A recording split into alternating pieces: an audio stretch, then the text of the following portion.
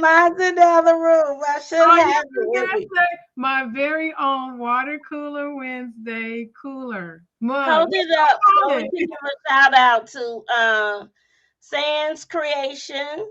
She created a special water cooler mug for us. So thank you, Sandra. Sans Creation. You can find her on Facebook. So It's so pretty, and she did some kind of like sand design with like you can see at the bottom. It actually looks like sand. You can see it really sparkly and everything. It's really nice. So yes. yeah, I'm gonna have to find something else to use to get one of these too. This is so nice. So yes, yes, yes. So We what are we here. talking We about are today? back. This is our you. Hey, this is our last Water Cooler Wednesday for the year for Yes, 2021. yes, it is. So last one, we're gonna respect the holiday and allow people to rest Yeah, and get ready and we for gonna rest too. Let's right. We gonna rest throwing too. that Right, in we there. rest. I don't know Right, what right. she gonna do. Wait, you this way. I I don't know what see. she gonna do. I'm resting. I'm resting Right. too. So I'm resting. right. So but we're gonna talk about what we talk about today. We're talking about some stuff that's coming up for 2022. You Okay. know, we trendsetters, we trailblazers. So you know, we looking ahead. Right, right, right. All So right. today, this is one of those things where you know how it is at the end. I think everybody kind of does this. Anybody who's in business, any of our people in the audience that are small business people, you understand what we mean. You got to forecast, look ahead, kind of anticipate what's going to be coming up. So that's what we're doing today. And since we were doing it, we wanted to share with you because some of these things may have an impact on you too. To just be good to know, so you can get caught by surprise. Right. Yep, yep. So Yeah. So, Dion, did you have anything that you wanted to share? Oh, wait, hold on. Where your name at? Say my um name, say my name. what is it? My name. That's my name. There So we go. That's Dion. right. Wait, let me make sure I do it right now. There we Right. So right. So I'm Deanne Branch and I'm from EXP Realty and we're here every Wednesday except for the next 2 weeks Right. to share with you information about the home buying process and everything you need to know about real estate market. So this is our chance to just come to you and share information. And if you have any questions for us, you can always join us in our Water Cooler Wednesday Facebook group. You can ask Yep. questions there, or you can even message us. And maybe your question is a great topic that we need to cover, and everybody needs to know about it. So, Right. and if it's something special, we won't say your name, but we will share it with everybody. Right. And I'm Lisa, House Money Mama with Nexa Mortgage. So here for all of your lending needs, whether you're on the residential side to buy for yourself, to buy like a multi-unit property. We got a lot of people doing that now. They realize that how much of a benefit is to buy a house that they live in, but that they also can rent out a portion of it too. So we're able to help you all those different kind of lending needs. And because of how the market is right now, you might be thinking about refinancing. I'm available for that as well. Right. Yeah. Yeah. Yeah. So, All right. uh, well, the couple of things that I did see, kind of really on my side, is that the Feds had announced that the end of the pandemic era and the stimulus measure. So, what does all that mean, right? Yeah, it sounds complicated. Right, right. So basically, I guess they're saying that the pandemic is over. We're noticing they are going to start making changes where to allow, I guess, homes that if they need to foreclose, we'll probably see some foreclosures going into Yeah, 2022. And yeah. then the other part is that the interest rate, and Lisa's probably going to talk about that, but they're Hmm. saying the current rates that are between 2.5 to 3%. So they're saying that they might see an increase in the rates because of they're saying just based off of the changes of them releasing this pandemic, and so our rates might go up. And Lisa might be able to say something more Well, about one of the things that is really important to remember is that the way that we have gone through this recession has been way different. The pandemic has caused a lot of additional considerations that people, have impacted people, and that we've had to do something about. So one of the things that the Fed did about it was they were constantly infusing money into the system and trying to stabilize the economy. Normally, the market is cyclic. It's just a fact. It's like a big giant cycle. It's a big circle. So it's going to go up, it's going to go down, it's going to go around and around. It's a fact. That's the way it happens. If you read history, or like if you study the market, which I'm not a big market study, I'm not going to sit up and purport myself to be that, because I'm not. But I do know the simplistic part of it, which is that it's one big cycle. So like for me personally as a lender, I receive updates every day because I'm a broker. So being a broker, I have access to over 140 different lenders. Now, what they do is they send us out like pricing sheets and stuff. Every single day, I get interest rate sheets that tell me what the rates are for the day. Now, what I know about the way the economy has been is that it's been very unstable.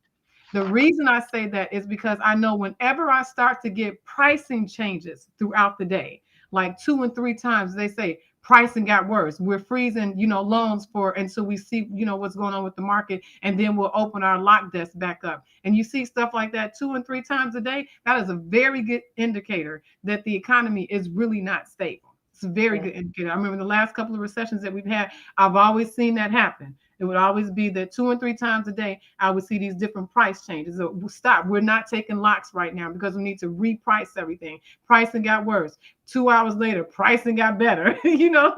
Normally the way interest rates should work is they release their rates at the beginning of the day, and then that's it. If everything goes well, then it's the same rate at the end of the day. Then you reevaluate it again the next day. But over these past months, and I would say even probably a year, it hasn't been that way. So that what we see with that though is that the government is steadily stepping in to try to do things to keep the economy stable, because they do want to keep interest rates low, because we're coming out of it now, like you just said. Right. But they did want to keep interest rates low, and they did want to keep money infused into the economy, and they did want to keep people spending money. That was a big deal. They wanted people. Stimulus wasn't really about helping you so much as it was helping the economy. It was Right. really about helping you to spend money. Right, keeping us stable. So Keeping the economy stable, not your personal economy for your household. People sometimes they think the government is so good. I don't agree, but and that's just my personal opinion. Do we need a disclaimer? The House Money Mama's comments do not necessarily reflect. anybody else's but her own. Right. Yeah, Right. so don't ask me about the government. But Right. anyway, so that's one of the things that you have to just keep in mind, is that it was never designed to help us individually. It was never designed to help our households. What it was designed to do is to help money continue to flow through the economy. So Mhm. it was when they called it economic stimulus, that is exactly what it What was. it was, Not for right. your personal economy, for the economy of the country. So I wanted to mention something that I thought was really interesting that happened this year. So one of the lenders I work with a lot actually is called UWM, United Wholesale Mortgage.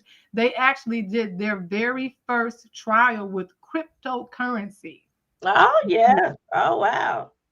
In September, they did a trial where they used so many of their customers, and they allowed them to pay their mortgage using cryptocurrency. Okay. Isn't that interesting? I thought Yeah. that was really interesting. Right. So And I think a lot of people didn't think cryptocurrency was actually gonna that it was going to be be a thing and stay around. Yep. right, but it's definitely there. So that's And I think something it's here to that stay. yeah. So a lot of Yep. people need to look into the cryptocurrency. I actually was reading something today. Actually, Okay. that did they didn't say about mortgages, but they were talking about where's the best places to purchase Yeah. cryptocurrency and stuff. Okay. So maybe one day, maybe next year, we'll have somebody come in and talk to us about some cryptocurrency. I So, think it would be good because it's one of those things that's not going anywhere. It's not going mhm, anywhere. It's here to stay. And you especially know that it's here to stay by the fact that we have people who are well, I shouldn't say people, but entities who are now trying to get into cryptocurrency. Like, the CFPB is trying to come up with regulations surrounding it. The SEC is trying to come up mhm, with regulations surrounding cryptocurrency. They all want to be, the banks cannot wait to get into cryptocurrency. They can't right, wait. yeah, So yeah, that's a very good indicator that it's here to stay. It's made its mark. It's not going anywhere. So now the regulatory agencies don't have any choice but to figure out, okay, how are we gonna make money off of this and how. right, So that's what's coming next. But I thought that was really interesting that they did that. They tried that out. They're always very forward thinking. That's one of the things I like about their company. They've actually helped us a lot as far as getting appraisals done sooner, getting loans through the pipeline faster, things like that. And they're very forward thinking. Um, so another thing to just kind of, as we were talking about the economy and stuff like that, housing prices. I know we're seeing values, housing prices and stuff, kind of all over the place. I don't know what you're seeing personally in the markets. You can talk about that a little bit, Dion. But from what I've read, it sounds like pretty much nationally, we're seeing a value increase or price increase of about 19 plus percent, a little yeah. less than 20% higher in value and pricing than what we were in the year of 2020. Yeah. So, last And year we so had that's comparison. right. So that's one thing to think about, right? So Mhm. everybody last year was bidding on houses. We had to overbid. We had Right. to, in order for us to win, and then the house appraised at that value. Yep. So, a lot of people are like, "Oh, well, I'll wait until 2022 and when the prices of houses are going to go down." That's not how that works. Don't work like that. Right. It don't work Yeah, like that, right? that's not how that So, works. right. Basically, what happens is if I was listing a house, I'm going to get comps from the last 6 months or 3 months or 6 months, right, of houses Hmm. that have sold in the area. So Hmm. now three of those houses have actually um, sold for over their asking price. Right. So that's the new comp for That's the right. house that I'm That's selling. the new value. There you go. Yep. Right. Yeah, because Yeah. even an appraiser we took, because we've had an appraiser on the show before, and he was telling us that when they look at how to, calculate the comparables, they're really looking at the sold houses. I mean, it's okay to take into consideration, I guess, what the listings are, what you got them on the market for, but really what's actually giving the value is determining what the house is actually sold for. So Right. now that we're a year later, and we have actually had these houses that have sold. Now Mm-hmm. this is the new baseline. Now This this is is where it. it is. So those Right. housing values, they're up. They Yep. are So up. that's it. So then you said, please educate me because this is what I was saying. Sorry. I mean, we may have some houses that foreclose next year, and but that may Unquestionably. right questionably, right? But then if I'm a bank and I'm selling a house, I'm still doing the same thing. I'm looking for comps in the area. So that doesn't mean that those foreclosed homes are going to go out for so cheap. They're going to go Mhm. out for a high price just as well. It's not like it's not going to be what we think, right? Because Mhm. if I'm doing a comp, of a property, I'm going to look at the houses that have sold in the last 3 to 6 months, and maybe that house listed last year for 185, but actually it sold for 200. Mhm. That's the value. That's the value of the next door neighbor's house. Right. Absolutely, yeah. Now, one of the good things though about, and I've never worked in the bank to know how they actually calculate this. I'm sure I could figure it out.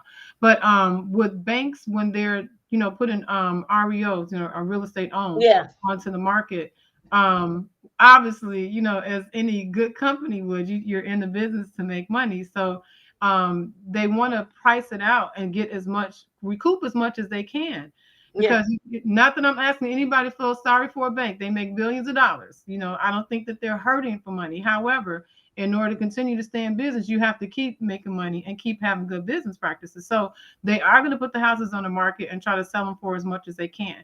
Now, will they be more apt, to negotiate down, or maybe to put, like, say, for example, if the value is, I don't know, 200,000, like what you just said, they may put it on the market for 185 or 190 because they'll realize it's slightly lower and they can move it faster. With banks, it's very important to move inventory because they're not in the habit or the business of maintaining housing. They really are just, they just Right. run me that money. I just, But they're still, when the REOs, what they're doing is they send out realtors like yeah, ourselves, like yeah. myself, right, to Hmm. go out to give Comps. comps for that area, and then that's how they still kind of are determining that price. Now Right. they're going On to the value. determine based off of let's see, the quality of the home, right? So say Hmm. for instance the house is a little bit worn down, Hmm. the family that was there didn't take care of it, so of course even if I sold it, it would sell for less, right? So Yeah. targeting investors in order to come in and do a rehab for it. Yeah. But right, but if the house is in a good condition, you might not get that nice house at that low price. Hmm. It will still be at Yeah, I a don't think reasonable people price. gonna be getting a steal of a deal because the market has changed. Like if you think it's gonna be like how it was 5 years ago, where you coming in like, hey, I'll take it, but I need you to take $20,000 off of it. I don't think you're gonna be able to do that Right, now. but this we still got people that were trying to buy houses before that still want to come back and buy a house. Now their interest rate might be higher, so that might Mhm. cut people back a little bit. But now people are aware that hey, I can actually buy a house, so Mhm. they're probably still going to be looking for that house right now. So Yep, I think so. right, So while we're talking about values, I want to flip over to something that's a little bit related. For me, there are some changes directly in my industry that have an impact on people in regards to what you can buy. So to keep every year, the feds basically are the ones that end up doing it. But there's always an evaluation of loan limits for the different types of products, conventional versus government like FHA. And so we actually have new loan limits for 2022, which have gone up unbelievably. Like, wow, yeah. So, like, for example, I'm going to pull it up right now. Give me just a second. So, for a single family residence using conventional financing in a regular state like this, not a high balance state, single family limit, the ceiling for a loan for a single family on conventional financing is now $647,200. It used to be 548,000 and some wow. change. So that went up drastically. That's like And, $100,000 increase, like a right, 99,000 and some change increase, year over year. And that's unprecedented in itself because they don't normally go up that much. Like they may go up 20,000, something like that. But $100,000 difference from one year to another, that is a really big difference. And that's just for single family unconventional. Now, there are other states. I know we have people on here that listen kind of from all over, and some actually that are maybe looking at a second home or an investment property or even relocating. We've talked to people that are thinking about relocating because now a lot of people are able to work from home. They're remote, so they're not right. tied to one particular place. You ain't got to stay here in Illinois for these awful winters. You really don't. So in places like California, their single family limit now on a conventional loan is $970,800. Wow. I know. Yes.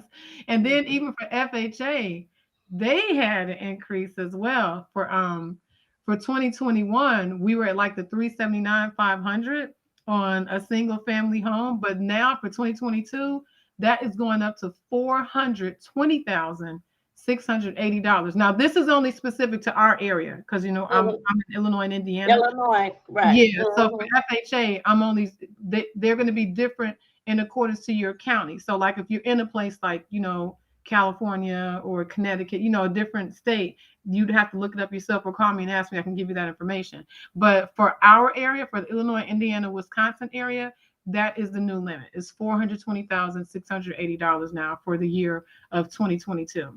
So For and which one is that for? that's for your FHA for a single family home. That's for a single family home. For okay. So Okay. it's kind of good because now you don't have to be concerned like when you are bidding over and things like that because things are costing more. That's a fact. So now you Yeah. don't have to be concerned about, when you're bidding over, whatever, that are you still within the loan limit? Because if you're not within a loan limit for your financing, that means you have to put more money down. So Mm-hmm. so that's a good thing, to keep in mind for that. Now, here's another thing to keep in mind for people who are buying high. Like if you're in the market for a house that costs, 600,000 or 700,000, that would normally be what we call jumbo financing.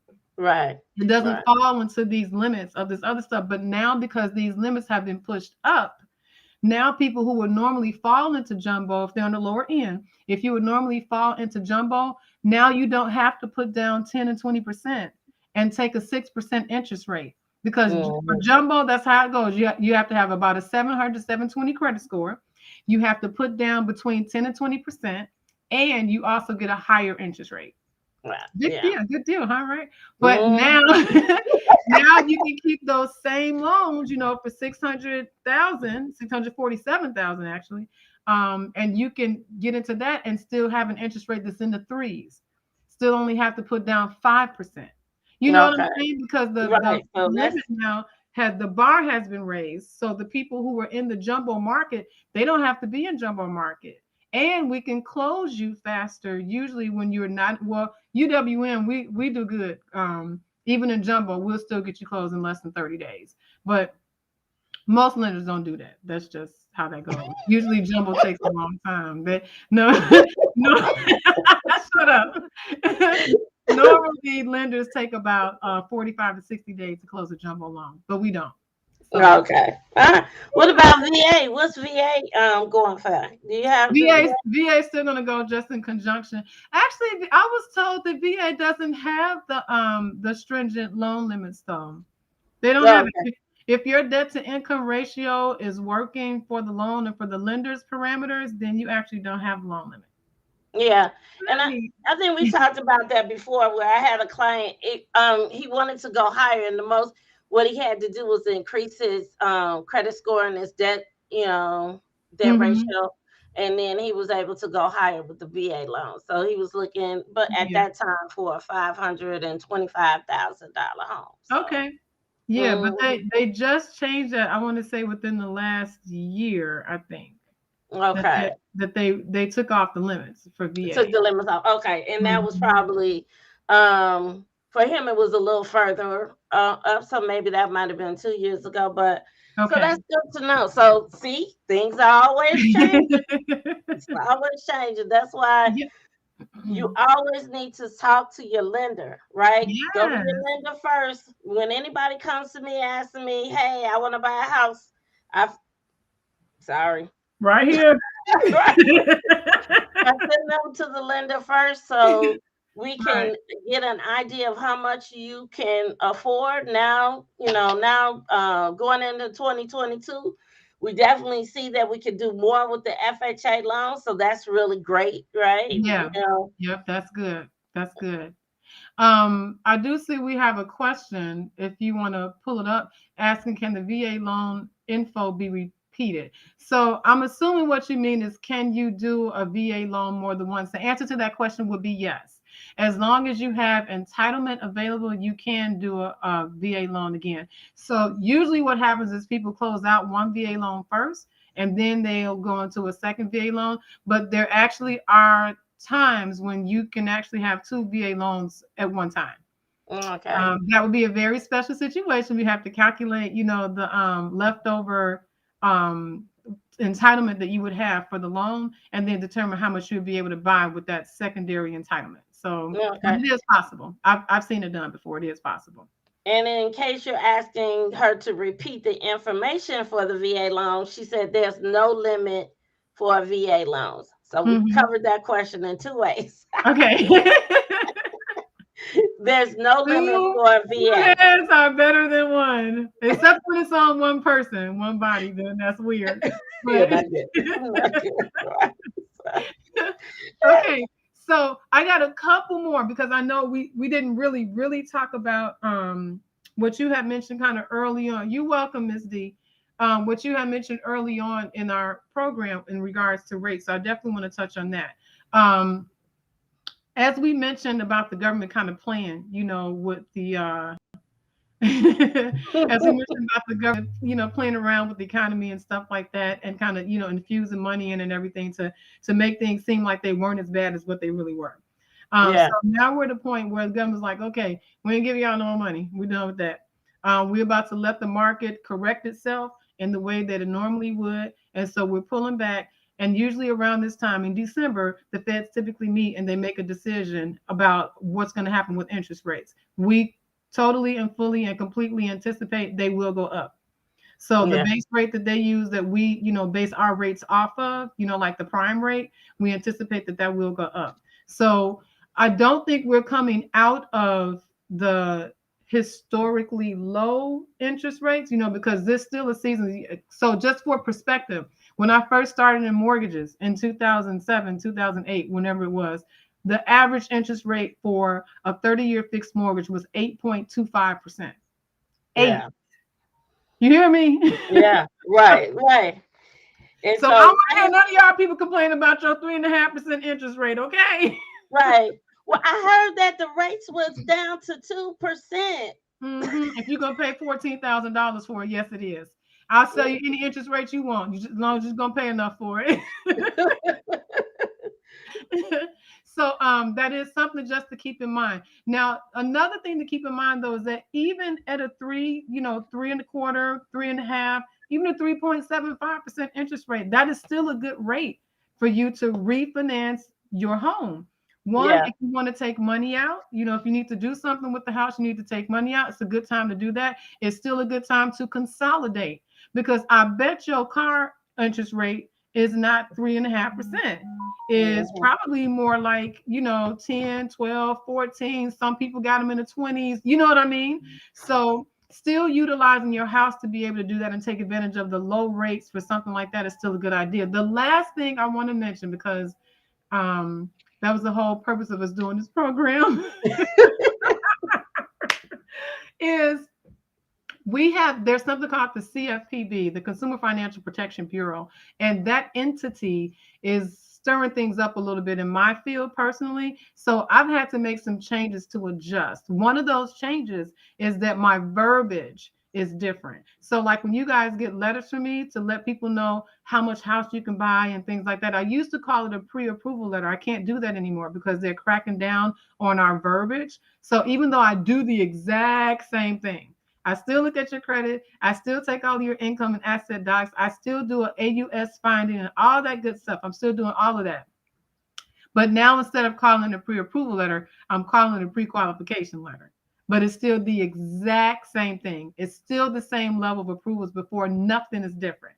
But I Mm. just wanted to bring, kind of throw that out there because I think we're going to see more changes, as the government and these different entities are protective over what's going on with the economy, but they're not willing, to infuse more into it now. So now they're going to try to push things off on the smaller people like us. Right. Mhm. That's usually how that goes. So I want to you act like you have something to say. I'm sorry. No, I was gonna let you finish because we have a couple of questions I wanted to Okay. get to Dr. Jones. So, Okay. so she was asking about what about 4.75% on refinance once? Is it good to refinance multiple times? Yes, I would say that if it works for you, then yes. So with the refinance, this is one of the positive changes that they made when they started doing TRID a few years ago, like in 2010. So one of the things that's really important is that a refinance needs to make sense. So now for refinance, we have a test that we're required to adhere to. That test basically means that there has to be a tangible benefit to you as the borrower in order for us to do a refinance. That tangible benefit could be that we're lessening your term. So maybe you were in a 30-year fixed, at first when you got into the loan, and it's been 5 years. You don't want to reset and start all over. So I can do you a 25-year loan. It might be the same interest rate, but it might be, cutting down. You know what I mean? Like, or maybe you took some money out. It's the same rate, but you took the money out and you got a lower term, so you didn't have to start over. That's the benefit to you. Or maybe you consolidated and got a slightly lower rate. I can tell you right now, 4.75 and 3.5%, that will make you will feel that difference in your monthly mortgage payment. You will definitely feel that difference. A point and a quarter, you would definitely feel that difference in your monthly mortgage payment. So you would have a lower monthly mortgage payment than what you have right now. Another benefit could be maybe if you have equity in your home, then you may refinance and get out of the PMI. Maybe you refinance from an FHA to a conventional instead. And so now, because of the amount of equity that you have, we can actually take the PMI off. It's a variety of different reasons why you would do it.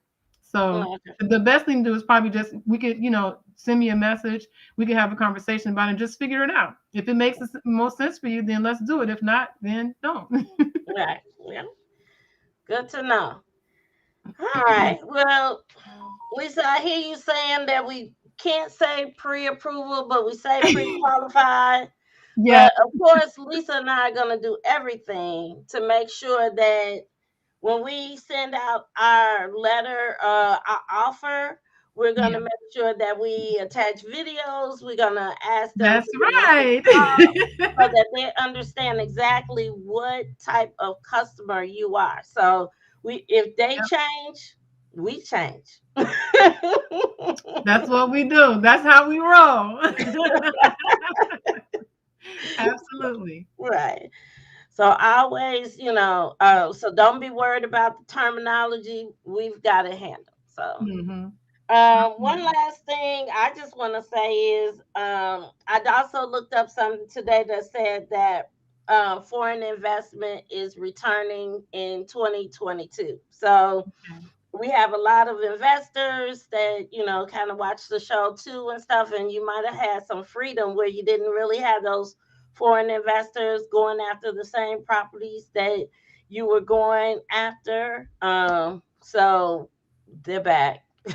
It's like they'll be back. They're back. They're back.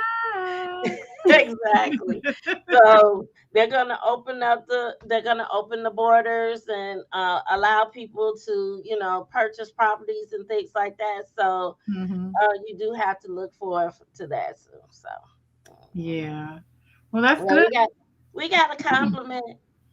Oh yeah. Hey. Thank you, Miss Shelley. Yes. So we do. We appreciate you all coming and talking to Yes. us every week. Um, Don't forget to come back in January. We're gonna give you all 2 weeks of vacation. The Enjoy your vacation. family. We're gonna enjoy ours. And Yes. right, and so in 2022, we're gonna have some new interest rates. We're gonna be aggressively searching for you all. Uh, Definitely a lot to come. Right. And we're going to be doing more. I'm glad that Miss Shelley made that comment, because we'll be doing much more as far as educating people. That's one of the things that we're both passionate about. We like to get, even though sometimes we ain't gonna lie, y'all, we be tired. We, how the kids come in, it's kind of stumping. We come in stumping sometimes because we just don't feel like it. But then we get on here, and it's so refreshing just to be able to talk with you guys about the different things that are going on. I think we both kind of get a high off of it. We do. We do. Yep. So of course we got some things coming in 2022. So we want to definitely More to come. we're gonna keep our show, but we're gonna add on. Yep. So Expanding. Yep. right. Absolutely. We're So doing we some ready. expanding. Right. We'll definitely have some different programs, things for people that are interested in buying. So it'll be all there for you in 2022. So come back, reach out to us, join our group. Let me put it here. You got it? Okay. Yep. Join our Have to group. come in and say something. We couldn't leave 2021 without the dog being on the show. I know. My husband's coming in. I'm like, okay, and goodbye. Right. So, we closed the door, so hopefully you don't hear them that much because they have to greet them.